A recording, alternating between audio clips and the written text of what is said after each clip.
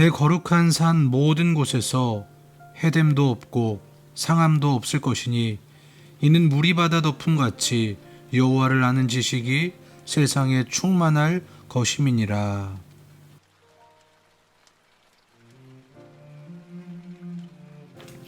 여러분, 오늘 본문 이사야 11장은 평화의 나라라는 제목을 가지고 있습니다.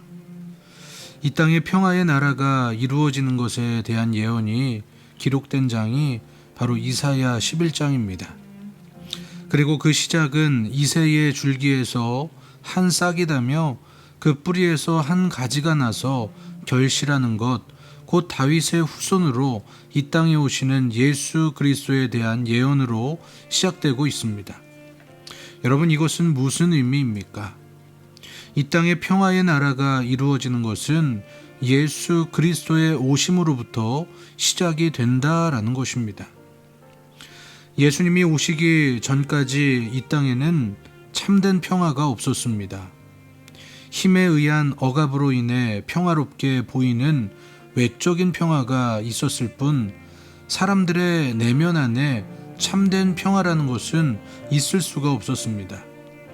왜냐하면 예수님이 오시기 전까지 모든 사람은 죄의 종로로 타는 자들이었기 때문입니다. 모든 사람의 마음이 사탄에 의해서 지배받고 있었습니다. 그러니 모든 사람에게 참된 평화라는 것은 절대로 있을 수가 없었던 것입니다. 그러나 예수님께서 이 땅에 오심으로 상황은 달라졌습니다. 예수님이 십자가에서 죽으심과 부활하심으로 인하여 사탄의 권세는 깨졌고 사탄은 패배했습니다. 누구든지 주 예수를 믿으면 사탄과 죄로부터 자유함을 얻을 수 있었고 참된 평화를 누릴 수 있게 되었습니다. 그런데 예수님께서 우리에게 주신 평화는 각 개인의 마음 가운데에서만 머물러 있는 평화가 아니었습니다. 예수님께서 죽으심으로 우리에게 평화를 주신 이유는 우리에게 주신 그 평화가 우리 개인을 넘어 이웃과 세상을 향하여 퍼져나가서 온 세상이 하나님 나라를 이 땅에서 경험할 수 있도록 하는 것이었습니다. 그래서 이사야 11장을 보면 세상의 모든 존재들의 평화를 그리고 있습니다. 그러면서 그러한 평화의 나라가 이 땅 가운데 이루어질 수 있는 전제 조건이 물이 바다를 덮음같이 여호와를 아는 지식이 세상에 충만한 것이라고 말하고 있습니다.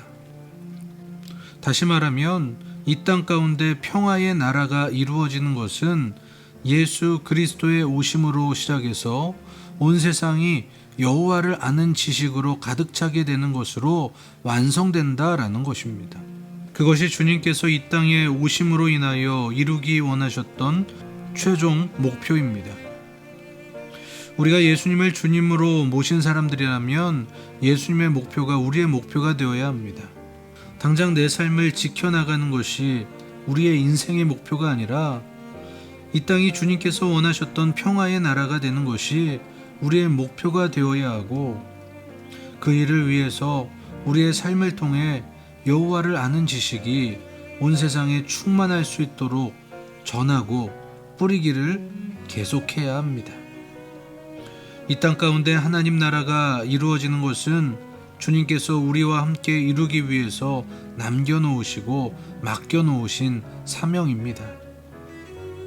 이 땅에 참된 평화의 나라가 이루어지는 그 일이 우리들의 소원이 되어서 날마다 여호와를 아는 지식을 전하며 온 세상에 복음을 채워가는 우리 성산교회 모든 성도들이 되시기를 주님의 이름으로 간절히 소원합니다.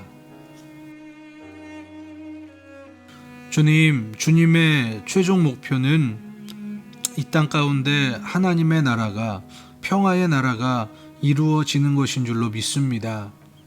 예수 그리스도가 이 땅에 오신 것도 이 땅에 평화를 주시기 위해, 하늘나라가 임하게 하시기 위해 예수 그리스도가 이 땅에 오신 줄로 또한 믿습니다. 그렇기에 하나님의 이 뜻이 이 땅 가운데 이루어지기 위하여 물이 바다 덮음같이 여호와를 아는 지식이 세상에 충만할 수 있도록 우리도 여호와를 아는 지식을 전하고 뿌리는 자들이 바로 우리가 되게 하여 주시옵소서. 오늘 하루 가운데도 여호와를 아는 지식을 다른 이들에게 전할 수 있게 하여 주시고 예수님을 아는 지식을 분명하게 전할 수 있는 우리의 삶이 되게 하여 주시옵소서.